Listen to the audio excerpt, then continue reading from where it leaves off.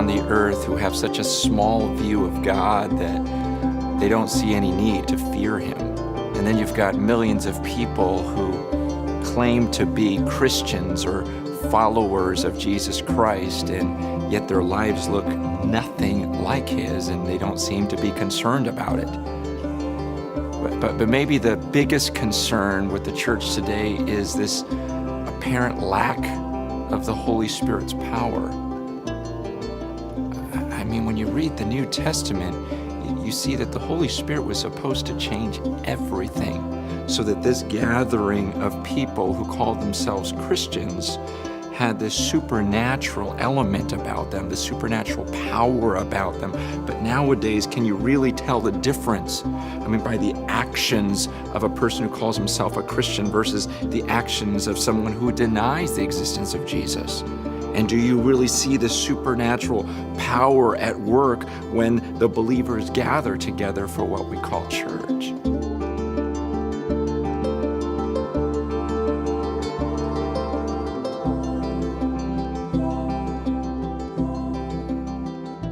When Jesus was on the earth, he was getting ready to die. He was getting ready to leave, and he gathers his disciples together, and they're kind of freaking out about this because they're going, wait, Jesus, you're going to leave the earth? And Jesus says, don't worry, because I'm going to send someone else. In fact, this is going to be to your advantage. It's better than having me on the earth. Imagine hearing those words. If you're one of the disciples, you're thinking, what could be better than having the Son of God next to me? I mean, I've seen this guy raise a person from the dead. I've seen him give sight to the blind. I've been walking hand in hand with the creator of the universe, and now you're going to tell me something better? Jesus says, no, this will be better. And in fact, after Jesus dies, he rises from the grave and he gathers the disciples together again. And now the disciples are just in awe. And Jesus says, now wait here. Wait here. I'm going to heaven, but don't worry. Just wait here because the Holy Spirit is going to come upon you. Don't go out and try to change the world on your own. You're going to mess everything up. Stay here and wait, and you will receive power when the Holy Spirit comes upon you, and then you'll be my witnesses to the rest of the world. So they're in this room, and they're praying, and they're going, okay, when's he going to come? When's he going to come? For days and days and days, they're praying, waiting for the Holy Spirit. And then suddenly one day, it says that there was this sound like a rushing wind, so like this hurricane type of sound coming into the room. And then suddenly fire starts coming down from heaven, and it's landing on each of their heads. And you're going, okay, this is it. Then pretty soon, everyone in the room starts speaking these different languages. And when they walk outside and they're speaking these different languages, during that time there were tons of people from these other nations, and they're listening to them going, wait a second, I understand that guy. And someone else is going, wait, I understand him. And they're all hearing them in their own languages. It was an absolute miracle. And then all these things start happening, right? People start getting healed, and this group of people start bonding, and they really just have this supernatural love for one another. It was an amazing, amazing time. And people were drawn. They were drawn to these gatherings because they're saying, what is going on here? I've known that guy my whole life. He's been crippled his whole life, and now he's walking. These guys are doing these supernatural things, and that's what attracted people to these believers. This is what attracted people to church.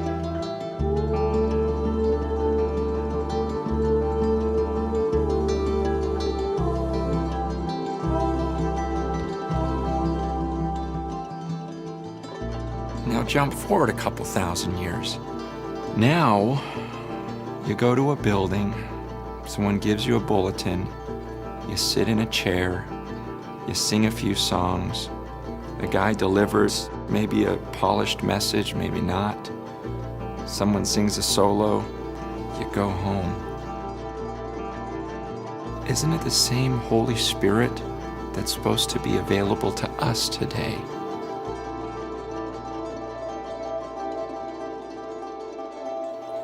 Why is it so different?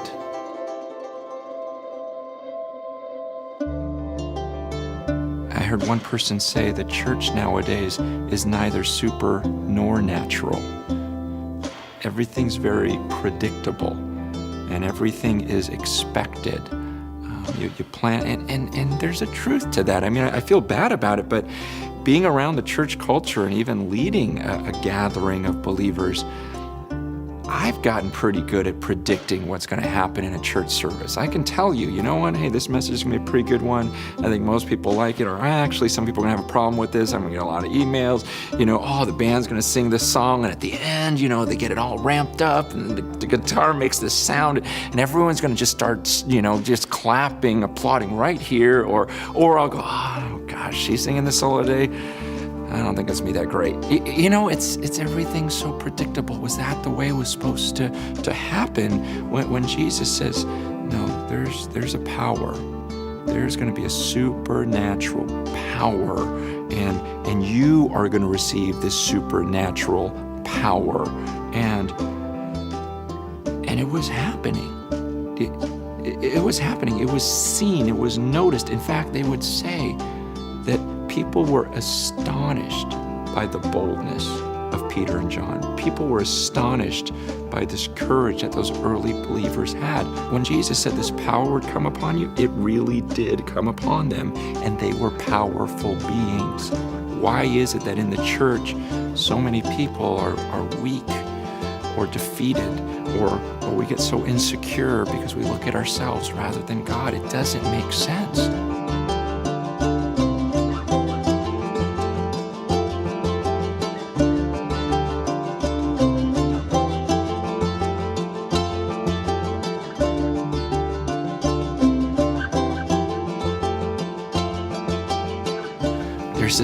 There's this guy in our church. He's really strong. I mean, really strong. Like, he's the strongest guy on earth. Literally, like ESPN did a thing on him where he's the strongest man on earth. He bench presses over 1,000 pounds. I mean, this guy is just thick. And I remember when we baptized him, the guys had to turn him sideways, and it's just, he's huge. But what's crazier is his wife. His wife bench presses over 400 pounds. Okay, so imagine this couple. Okay, what if you saw this couple, and I don't even know what their kids look like, but could you imagine what their kids are like? I mean, wouldn't it be weird if their kids were all scrawny and like, hi? It would be like, are you kidding me? Your dad benches 1,000, your mom benches 400, and you're all scrawny. And man, I feel like that's what happens in the church. We believe in this almighty and just intense being, all powerful. And then he puts this spirit of power in us, and our response is, hi, welcome to church. Here's your bulletin. We'll get you out in an hour. Come back next week. I mean, really? Is that all God intended for us? And listen, I get insecure if I look at myself. If I think, I have to move these people. I got to try to change these people's lives. And I get scared. I look at the world, and people are so anti-God and so anti the morals he's called us to, that sometimes I think to myself, okay, how am I going to change the mindset of all of these people? But that's the point. God says, you don't have to do that. That's why I'm sending my Holy Spirit. He's going to convict the world. When he comes, he's going to convict the world of their sin. People are going to know that there's going to be a judgment. It's about his power. See, Jesus told his disciples, he goes, I am going to build my church, and the gates of hell aren't going to stop this thing.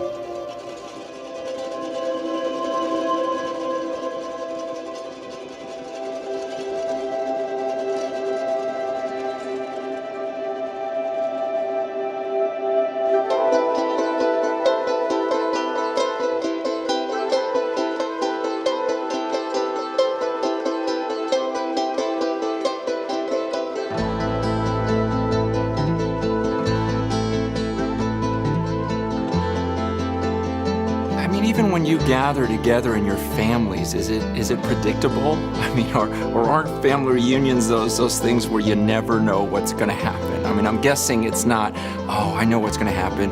Uncle Bob gets up, he gives a 30-minute speech, and Aunt Sally's going to sing this song, and then Cousin Joe's going to pray in prayer, and then we dismiss and we end family. No, you just gather together, and there's this dynamic, and there's this, we don't know what's going to happen next. See, there was this sense in which the church was supposed to be like that. It was supposed to be just a bunch of people coming together, but there was going to be a supernatural element to it, where God himself would create a unity amidst them. They would be so tight, they would be so bonded together that the world would look and go, wow, how do they all join together like that? Because typically a bunch of people can't get in a room and get along. But there would be this harmony. Why? Because they were all following the same Spirit. See, that's what the Holy Spirit wants to create within our gatherings. It's supernatural. It's something that was just happening. It was almost happening to them as they followed him. It's like, when you surf, you don't make a wave. You don't get everyone together and go, hey, you don't know when the wave's coming. It just happens. It moves. And once you're on it, it's got a power of its own. You don't manipulate it. You just go along for the ride, and you multiply that 1,000 times. And that's what you see in the book of Acts. It's like this wave of God's power, and everyone's just jumping on. Everyone's just going, what is going on here? This is so powerful. This is so amazing. And it's what the Holy Spirit is doing.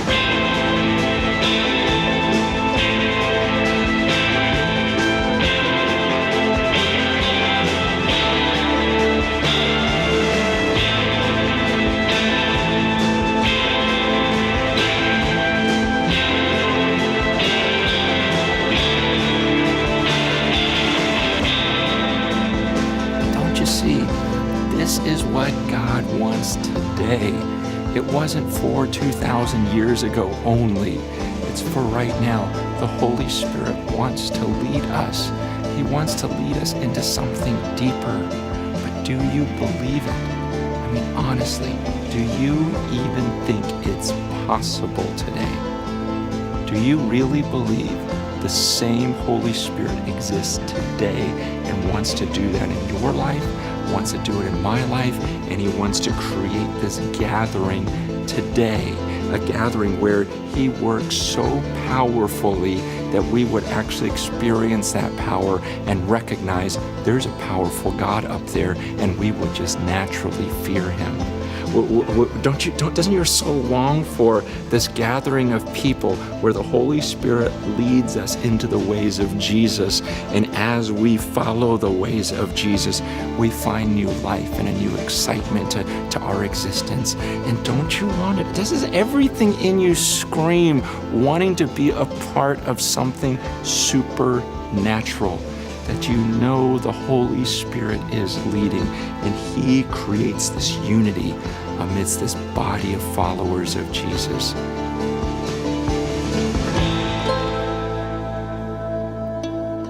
I think it's what we all want, but we've got to believe, and we've got to live like we believe it. We need to pray like we believe it. I mean, what would the church look like today if we really stopped taking control of it and let the Holy Spirit lead? I believe this is what we all want. And I believe this is exactly what the world needs to see.